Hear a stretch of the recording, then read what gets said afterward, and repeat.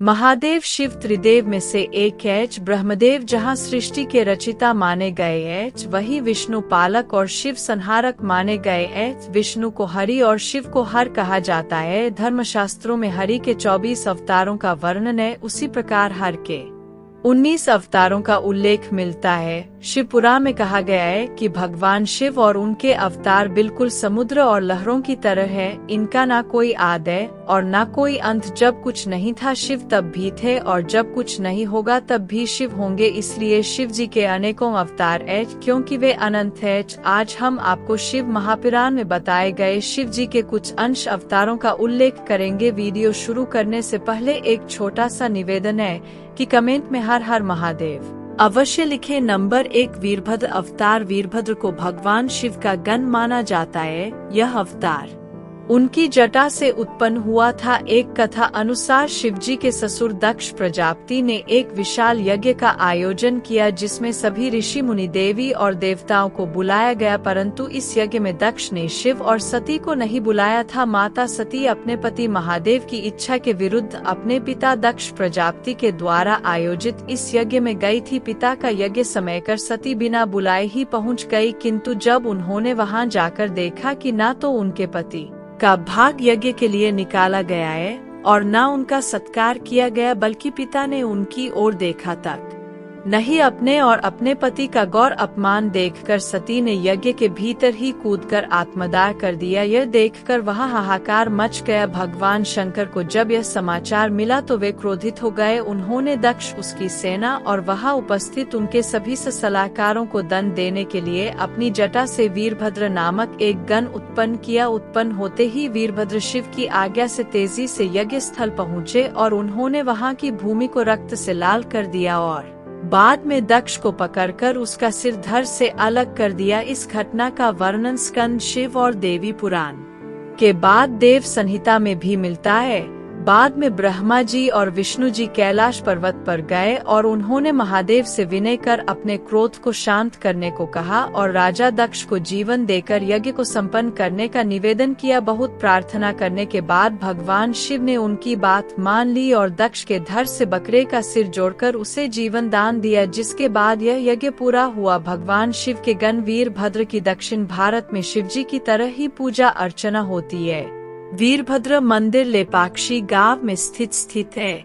यह मंदिर दक्षिण भारत में काफी विख्यात है और यहाँ सारे देश से दर्शनार्थी दर्शन करने आते हैं। नंबर 2, पिप्लाद अवतार। एक प्राचीन कथा अनुसार जब वृत्तासुर का आतंक तीनों लोकों पर बढ़ता जा रहा था, तब वृत्तासुर का वध करने के लिए महर्षि दधीच की हड्डियों से इंद्र ने अपना वज्र बनाकर वृत्तासुर का वध किया था। क्योंकि दधीच की हड्डियां शिव के तेज से युक्त और शक्तिशाली थी, महर्षि दधीच की पत्नी सुवर्ण लौटकर वापस आई तो उन्हें पता चला कि उसके पति की हड्डियों का उपयोग देवताओं के अस्त्र शस्त्र बनाने में हुआ है, तो वह सती होने के लिए आतुर हो गई। तभी आकाश में आकाशवाणी हुई कि तुम्हारे गर्भ में महर्षि दधीचि के ब्रह्मा तेज से भगवान शिव का अवतार होगा, अतः उसकी रक्षा करना अत्यंत आवश्यक है। यह सुनकर सुवर्चाला उन्होंने एक सुंदर बालक को जन्म दिया। पीपल के पेड़ के नीचे जन्म होने के कारण ब्रह्मा जी ने उनका नाम पिप्लाद रखा और सभी देवताओं ने उनके सभी संस्कार पूर्ण किए। महर्षि दधीच और उनकी पत्नी सुवर्चाला के रूप में जन्म लिया था। एक बार पिप्लाद के मन में एक विचार आया। उन्होंने देवताओं से पूछा कि ऐसा क्या का कारण है कि मेरे पिता दधीच जन्म से पूर्व ही मुझे छोड़कर चले गए और मेरा जन्म होते ही मेरी माता भी सती हो गई। बाल्यकाल में ही मैं अनाथ होकर कष्ट झेलने लगा। यह सुनकर देवताओं ने बताया कि शनि ग्रह की दृष्टि के कारण ही ऐसा कोई योग बना है। पिप्पलाद यह सुनकर बड़े क्रोधित हुए और कहने लगे कि यह शनि नवजात शिष्यों को भी नहीं छोड़ता है, उसे इतना अहंकार है। और फिर एक दिन पिप्लाद मुनि का सामना शनिदेव से हो जाता है। तब पिप्लाद मुनि ने अपना ब्रह्मा दंड उठाया और उससे शनि पर प्रहार कर दिया। शनिदेव ब्रह्मा दंड का प्रहार नहीं सह सकते थे, इसलिए वे उससे डरकर भागने लगे। तीनों लोकों की परिक्रमा करने के बाद भी ब्रह्मादंड ने शनिदेव का पीछा नहीं छोड़ा और उनके पैर पर आकर लगा, जिससे शनिदेव लंगड़े हो गए। देवताओं ने पिप्पलाद मुनि से शनिदेव को क्षमा करने के लिए विनय किया। देवताओं की प्रार्थना पर पिप्पलाद ने शनि को इस बात पर क्षमा किया कि शनि जन्म से लेकर 16 साल तक की आयु तक किसी को कष्ट नहीं देंगे। तभी से पिप्पलाद का स्मरण करने मात्र से ही शनि की पीड़ा दूर हो जाती है। नंबर 3, नंदी अवतार शिव।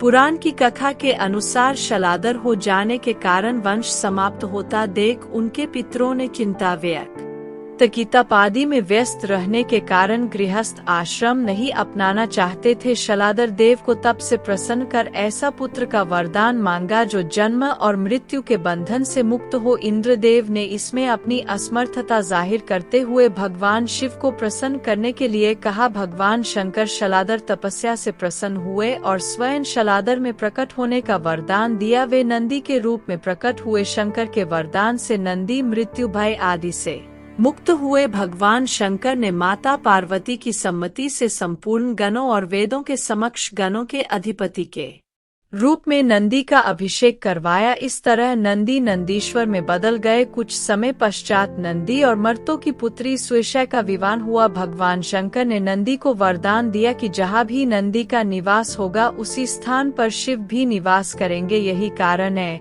कि हर शिव मंदिर में नंदी की स्थापना की जाती है। नंदी के नेत्र सदैव अपने इष्ट का स्मरण करते हैं। माना जाता है कि नंदी के नेत्रों से ही शिव की छवि मन में बसती है। नंदी के नेत्रों का अर्थ है कि यदि भक्ति के साथ मनुष्य में क्रोध, अहम आदि दुर्गुणों को पराजित करने का सामर्थ्य न हो तो भक्ति का लक्ष्य कभी प्राप्त नहीं होता है।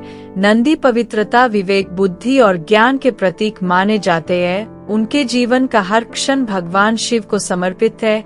नंबर 4, भैरव अवतार शिव। महापुराण के अनुसार एक बार भगवान विष्णु ने ब्रह्मा जी से पूछा कि इस सृष्टि का सर्वश्रेष्ठ रचनाकार कौन है। इसके जवाब में ब्रह्मा जी ने खुद का नाम ले लिया। इस दौरान ब्रह्मा जी की वाणी अहंकार युक्त थी, जिससे विष्णु जी क्रोधित हो गए। तब वे दोनों अपने प्रश्न का उत्तर जानने के लिए चारों वेदों के पास गए। सभी वेदों ने उनको बताया कि भगवान शिव ही सृष्टि के सर्वश्रेष्ठ रचनाकार है। चारों वेदों के उत्तर सुनकर ब्रह्मा और विष्णु जी जोर जोर से हंसने लगे। इस दौरान ब्रह्मा जी का अहंकार और बढ़ गया। तभी वहाँ भगवान शिव दिव्य ज्योति स्वरूप में प्रकट हुए। भगवान शिव को देखकर ब्रह्मा जी अत्यंत क्रोधित हो उठे। उनका 5वां सिर क्रोध से तप रहा था। तब भगवान शिव काल स्वरूप में प्रकट हुए, जो काल भैरव के नाम से प्रसिद्ध हुए। काल भैरव ने ब्रह्मा जी के 5वें सिर को धड़ से अलग कर दिया। ब्रह्मा हत्या से मुक्ति के लिए भगवान शिव ने भैरव को सभी तीर्थों के दर्शन करने को कहा। तब काल भैरव ने अपने एक हाथ में ब्रह्मा जी का कटा हुआ सिर लेकर बारी बारी से सभी तीर्थ स्थलों के दर्शन किए और सभी नदियों में स्नान किया। फिर भी उनको ब्रह्मा हत्या के पाप से मुक्ति नहीं मिली। अंत में वे काशी पहुँचे। वहाँ जाते ही उनको ब्रह्मा हत्या के पाप से मुक्ति मिल गई। उनके हाथ से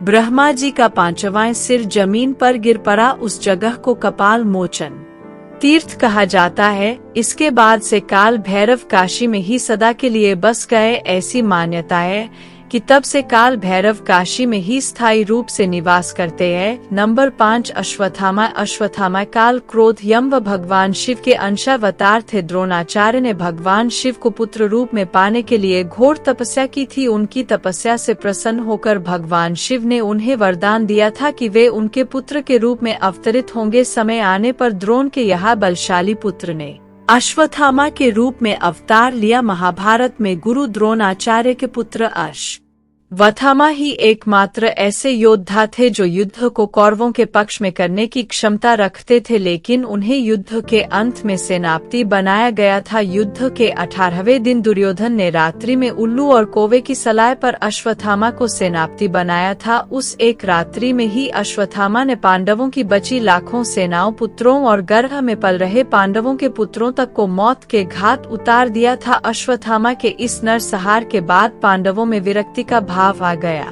था। वे जीतकर भी हार गए थे। उनका सब कुछ नष्ट हो गया था। यही कारण था कि श्री कृष्ण ने अश्वत्थामा को युगों युगों तक भटकने का शाप दे दिया था। ऐसी मान्यता है कि अश्वत्थामा अमर है तथा वह आज भी धरती पर ही निवास करते हैं। नंबर 6 शर्भा अवतार भगवान शिव का छठा अवतार है। शर्भा अवतार शर्भावतार में भगवान शिव का स्वरूप आधा मृग तथा आधा शर्व पक्षी का था। शर्व पक्षी पुराणों में वर्णित 8 पैरों वाला जंतु था जो शेर से भी अधिक शक्तिशाली था। लिंग पुराण में शिव के शर्भावतार की कथा वर्णित है। कथा के अनुसार हिरण्य कश्यप का वध करने के लिए भगवान विष्णु ने नरसिंह अवतार लिया था। हिरण्य कश्यप के वध के पश्चात भी जब भगवान नरसिंह का क्रोध शांत नहीं हुआ तो देवता शिवजी के पास पहुँचे। तब भगवान शिव ने शर्भा अवतार लिया और वे इसी रूप में भगवान नरसिंह के पास पहुँचे तथा उनकी स्तुति की। तब कहीं जाकर भगवान नरसिंह की क्रोधाग्नि शांत हुई। नंबर 7 गृहपटीस नर्मदा के तट पर धर्मपुर नामक नगर में विश्वान नाम के एक मुनि तथा उनकी पत्नी शुचिस्मती रहती थी। शुचिस्मती ने बहुत काल तक निसंतान रहने पर एक दिन अपने पति से शिव के समान पुत्र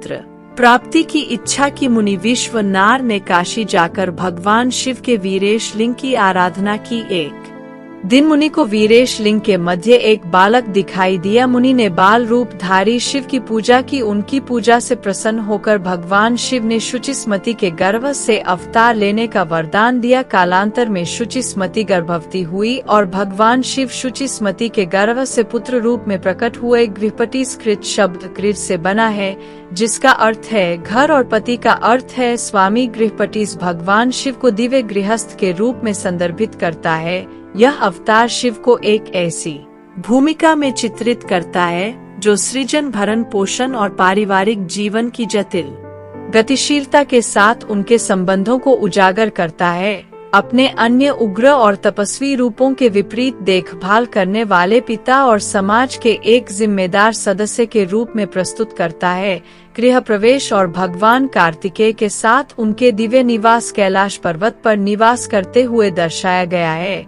यह चित्रण पारिवारिक और घरेलू जीवन के महत्व का प्रतीक है। गृहपटीस जिम्मेदारियों के बीच सामंजस्यपूर्ण संतुलन दिखाते हैं। नंबर 8 ऋषि दुर्वासा।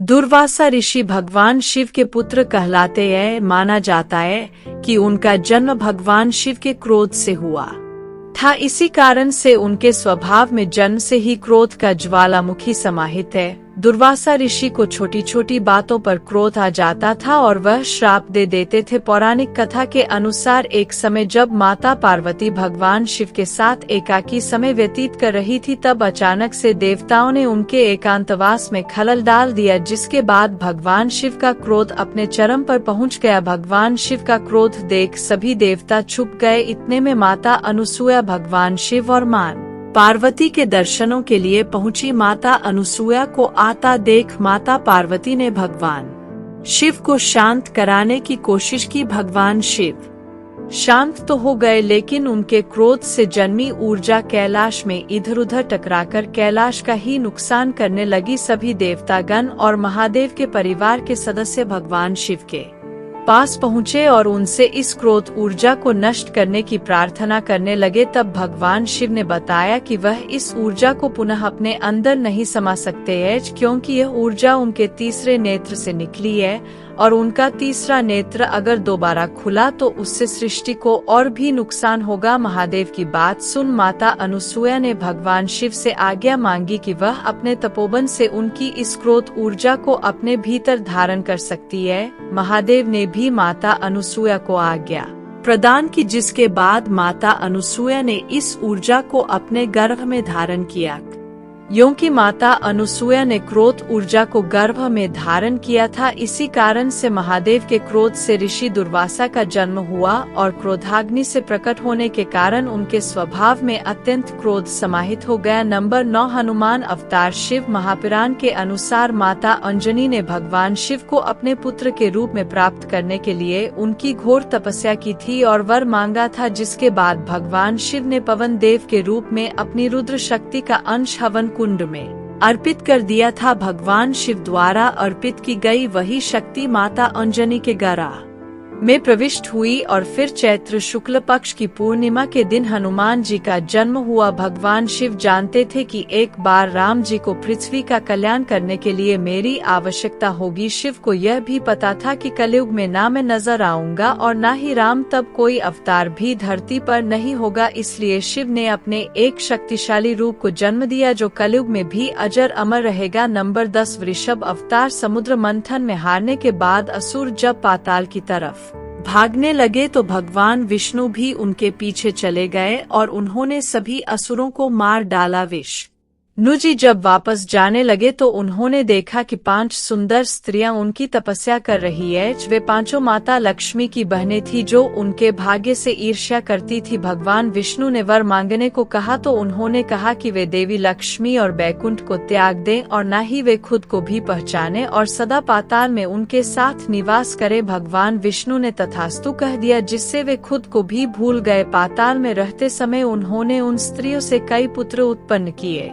भगवान विष्णु के इन्हीं पुत्रों ने पाताल से स्वर्ग तक उत्पात मचाया और इनसे दुखी होकर सभी देव देवों के देव महादेव के पास गए। भगवान शिव ने भगवान विष्णु को पाताल से लाने और उनके पुत्रों को मारने के लिए एक बहुत बड़े नील रंग के वृषभ अर्थात नीले रंग के बैल का रूप लिया और पाताल में जाकर उनका संहार किया। अपने पुत्रों को मृत्यु के घाट उतरता देखकर उन स्त्रियों ने भगवान विष्णु को यह बात बताई तो उन्होंने वृषभ रूपी भगवान शिव से युद्ध किया। उसी समय भगवान गणेश वहां प्रकट हुए और उन्होंने इस युद्ध को रोकने के लिए उन स्त्रियों को अपना वरदान न वापस लेने को कहा। उनके वरदान वापस लेते ही भगवान विष्णु को सब स्मरण हो गया। नंबर 11 यति का अवतार। धार्मिक शास्त्रों के मुताबिक भगवान शिव ने अतिथि के महत्व को समझाने के लिए यति आत का अवतार लिया था। ऐसा कहा जाता है कि एक बार भगवान शिव अर्बुदाचल पर्वत के पास रहने वाले शिव भक्त आहू और आहूका के घर यतीथ के रूप में पहुंचे थे। आहू के घर में पर्याप्त जगह न होने के कारण आहू ने अतिथि को अंदर सुला दिया, जबकि खुद आहू ने घर के बाहर रात बिताने का फैसला लिया, लेकिन रात में वन्य जीवों ने उसे मार दिया। आहू का इतना आहत हुई कि वह मुखाग्नि में बैठ गई। तब यतीथा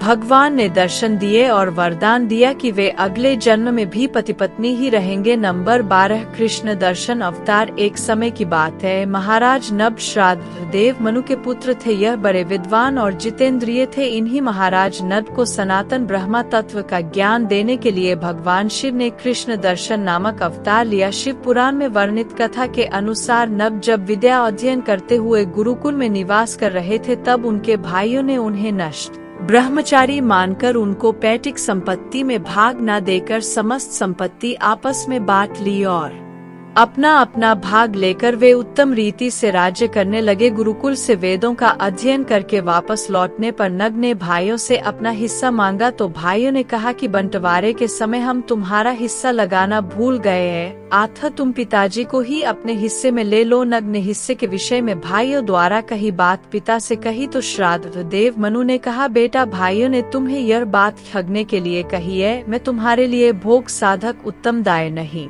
बन सकता, तथापि मैं तुम्हारी जीविका का एक उपाय बताता हूँ, ध्यान से सुनो। इस समय नदी किनारे कुछ ब्राह्मण एक बहुत बड़ा यज्ञ कर रहे हैं। उस कर्म में प्रत्येक छठे दिन का कार्य वे ठीक नहीं समझ पाते, उसमें उनसे भूल हो जाती है। तुम वहां जाओ और उन ब्राह्मणों को विश्व देव संबंधी 2 सूक्त बतला दिया करो, इससे वह यज्ञ शुद्ध रूप से संपादित होगा। वह यज्ञ समाप्त होने पर वे ब्राह्मण जब स्वर्ग को जाने लगेंगे उस समय संतुष्ट होकर अपने यज्ञ से बचा हुआ सारा धन तुम्हें दे देंगे। पिता के कथन अनुसार नभ ने यज्ञ में जाकर विश्व देव संबंधी 2 सूक्तों का शुद्ध उच्चारण किया। यज्ञ कर्म समाप्त होने पर ब्राह्मण यज्ञ से बचा हुआ अपना अपना सारा धन नभ को देकर स्वर्ग चले गए, परंतु उस यज्ञ वशिष्ठ धन को जब नभ ग्रहण करने लगे तब उसी समय भगवान सदाशिव वहां कृष्ण दर्शन रूप में प्रकट हो गए। उनके सारे अंग बहुत सुंदर परंतु नेत्र कृष्ण वर्ण के थे। उन्होंने नभ से पूछा, तुम कौन हो? इस धन को क्यों ले रहे हो? यह तो मेरी संपत्ति है।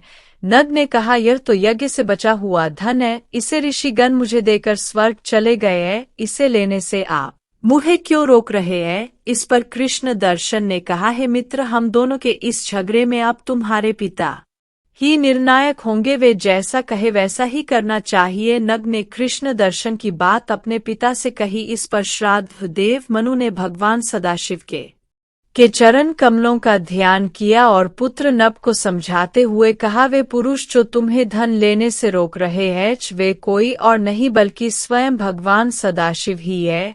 वैसे तो संसार की समस्त संपत्ति परमात्मा की है, परंतु यज्ञ वशिष्ठ धन पर उनका विशेष अधिकार है। अतः तुम्हें उनके पास जाकर अपने द्वारा हुए अपराध के लिए उनसे क्षमा मांगनी चाहिए। पिता की बात सुनकर नभ कृष्ण दर्शन भगवान शिव के पास वापस आए और उनसे अनजाने में हुए अपराध के लिए क्षमा मांगी। उनके चरणों में मस्तक रचकर प्रणाम किया तथा सुंदर स्तुतियों से उनका स्तवन किया।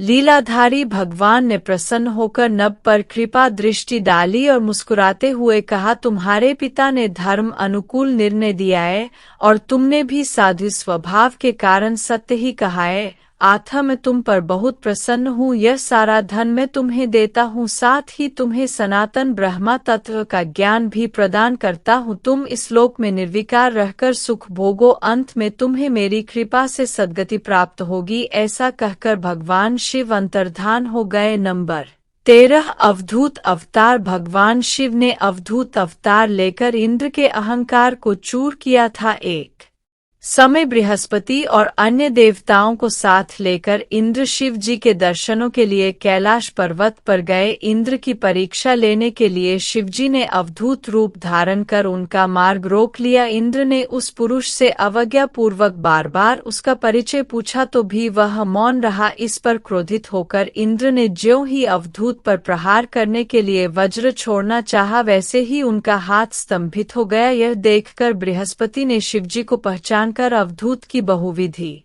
स्तुति की, जिससे प्रसन्न होकर शिवजी ने इंद्र को क्षमा कर दिया। नंबर 14 भिक्षु व अवतार।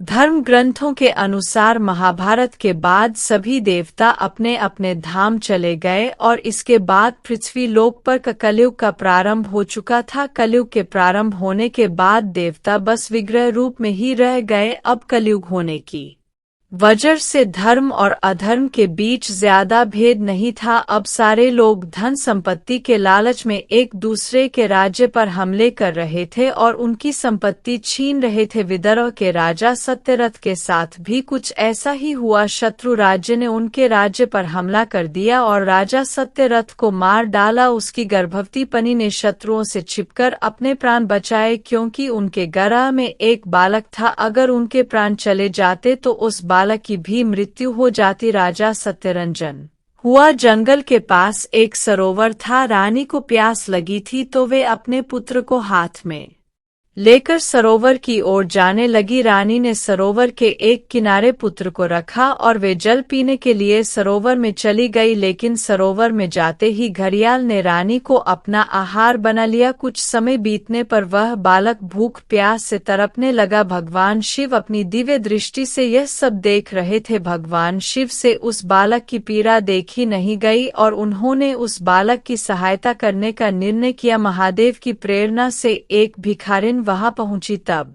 भगवान शिव ने एक भिक्षुक का रूप धारण किया और उस भिखारिन को बालक का परिचय दिया और यह भी कहा कि यह बालक विदर्भ नरेश सत्यरथ का पुत्र है और उसके पालन पोषण का निर्देश दिया। भिखारिन ने बालक का पालन पोषण करने का वचन दिया। भिखारिन को कार्य निर्वाह करता देख भगवान शिव अपने असली रूप में आ गए और उस भिखारिन को अपने वास्तविक रूप के दर्शन दिए। भिखारिन ने शिवजी के आदेश अनुसार उस बालक का पालन पोषण किया। बड़े होकर उस बालक ने भगवान शिव की कृपा से अपने दुश्मनों को हराकर पुनः अपना राज्य प्राप्त किया। नंबर 15 सुरेश्वर अवतार।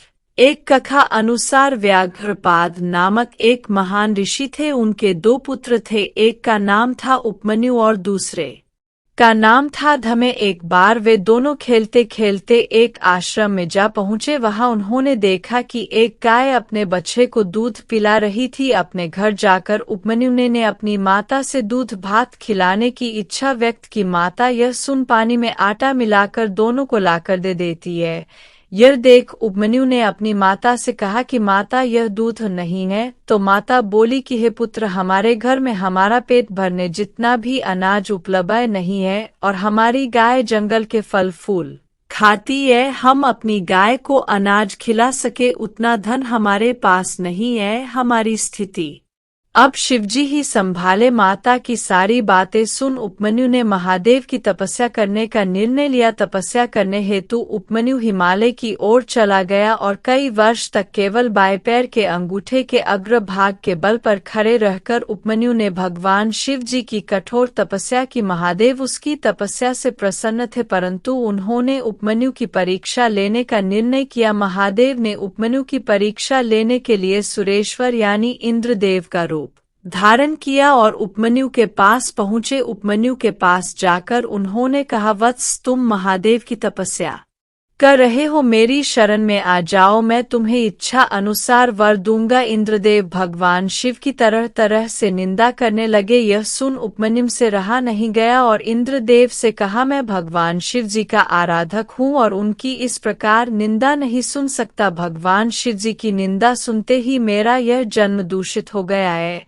और अब मैं इस शरीर के साथ महादेव की तपस्या नहीं कर सकता, इसलिए मैं अपना यह जीवन यही समाप्त करता हूँ। इतना कहकर उपमन्यु अपने प्राण त्यागने के लिए आगे बढ़ा। उसी समय भगवान शिव अपने वास्तविक रूप में आए और उपमन्यु को अपने प्राण न त्यागने का आदेश दिया और उपमन्यु को क्षीर सागर के समान एक अनश्वर सागर प्रदान किया एवं अपने परम भक्त का स्थान दिया। नंबर 16 किरात अवतार। जब पांडव वनवास में थे तब एक दिन अर्जुन ने निर्णय लिया कि हिमालय पर जाकर तपस्या करनी चाहिए और देवाधिदेव शिव को प्रसन्न कर वरदान में कुछ दिव्य अस्त्र शस्त्र प्राप्त करना चाहिए। पांडुपुत्र वीर अर्जुन हिमालय पर्वतमाला पर बसे इंद्रकील नामक स्थल पर जा पहुंचा और एक शिवलिंग के सामने एकाग्र होकर तपस्या में बैठ गए। भगवान शिव ने अर्जुन की परीक्षा लेने के लिए किरात रूपी भील वेश धारण किया और इंद्रकील जा पहुंचे। उसी समय इंद्रकील पर मुकासुर नामक दैत्य ने अति भयंकर सुअर का रूप धरकर ऋषिमुनियों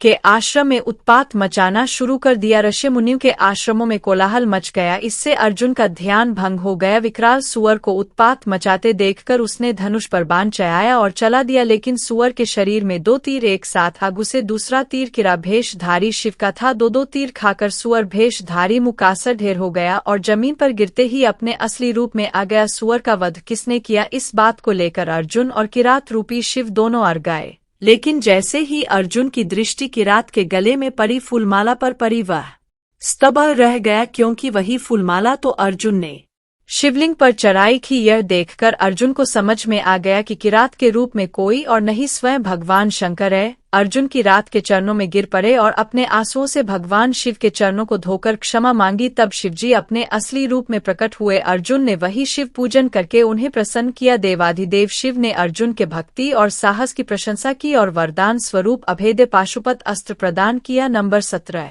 ब्रह्मचारी अवतार। मां पार्वती ने बचपन से ही भगवान शिव जी की तपस्या करना शुरू किया था। वह कई सालों तक महादेव की तपस्या में लगी रही। भगवान शिव ने उनकी भक्ति और प्रेम को देखकर उनकी परीक्षा लेने का निर्णय किया। एक बार जब मां पार्वती नदी के किनारे भगवान शिव जी की तपस्या कर रही थी तो महादेव ने ब्रह्मचारी का रूप धारण किया और मां पार्वती के पास गए। ब्रह्मचारी ने उनसे उनकी तपस्या का कारण पूछा। मां पार्वती ने उन्हें बताया कि वे भगवान शिव जी को प्राप्त करने की इच्छा से तपस्या कर रही है। सुनकर ब्रह्मचारी ने भगवान शिव जी की निंदा करते हुए कहा कि वे उग्र, अमंगल और जटाधारी है और तुम्हारे लिए उपयुक्त व नहीं है। उनके साथ विवाह करके तुम्हें सुख नहीं मिलेगा। परंतु पार्वती अपने विचारों में दृढ़ रही। महादेव के बारे में ऐसी बातें सुनकर वे बहुत क्रोधित हो गई। पार्वती की भक्ति और प्रेम को देखकर महादेव ने उन्हें अपने वास्तविक रूप में दर्शन दिए और मां पार्वती को अपनी पत्नी के रूप में स्वीकार करने का वचन दिया। परंतु मां पार्वती ने भगवान शिव से उनके पिताजी से हाथ मांगकर विवाह प्रस्ताव रखने को कहा। भगवान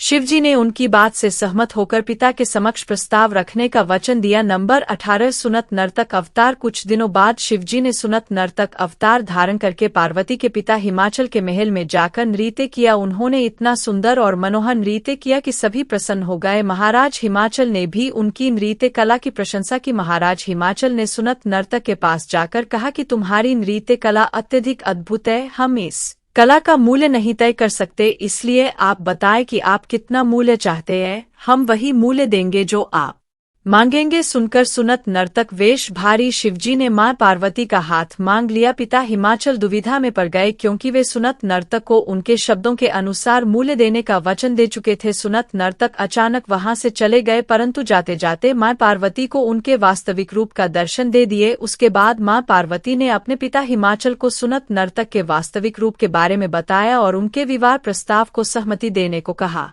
जिसके परिणाम स्वरूप पिता हिमाचल ने मां पार्वती का विवाह भगवान शिवजी से करवाने का निर्णय किया। नंबर 19 यक्ष अवतार। समुद्र मंथन से निकलने वाले अमृत को पीने के बाद देवताओं में अहंकार और अभिमान आ चुका था। उन्हें लग रहा था कि अब उन्हें कोई भी मार नहीं सकता। वे सब अपने आप को सर्वश्रेष्ठ मानने लगे थे। यह देख भगवान शिवजी ने उनके इस प्रकार के अभिमान को तोड़ने का निर्णय लिया। उन्होंने यक्ष अवतार लिया और सभी देवताओं के पास गए और उनके समक्ष एक तिनका रखा और सभी देवताओं से कहा कि इस सामान्य तिनके को जो भी उठा सका वह आप सब में से श्रेष्ठ माना जाएगा। आप इस तिनके को काट भी सकते हैं, जला भी सकते हैं और डूबा भी सकते हैं। यक्ष की यह बात सुनकर देवता हंस पड़े। एक एक कर सारे देवताओं ने इस तिनके को उठाने का प्रयास किया, लेकिन एक भी देव उस तिनके को हिला नहीं पाया। यह देख सारे देवता आश्चर्य में पड़ गए। तभी आकाश में आकाशवाणी हुई कि यह यक्ष और कोई नहीं बल्कि स्वयं महादेव है। तब देवताओं को यह एहसास हुआ कि महादेव ही थे जिन्होंने विष का सेवन किया था और देवता एवं असुर दोनों को बचाया था। महादेव ही सर्वश्रेष्ठ है। सभी देवताओं ने भगवान शंकर की स्तुति की तथा अपने अपराध के लिए क्षमा मांगी। तो दोस्तों, आज के वीडियो में बस इतना ही। आपको यह कथा कैसी लगी कमेंट करके जरूर बताएं। जानकारी अच्छी लगी हो तो वीडियो को लाइक करें और कमेंट में हर हर महादेव जरूर लिखें और इसी प्रकार की ज्ञानवर्धक वीडियो देखने के लिए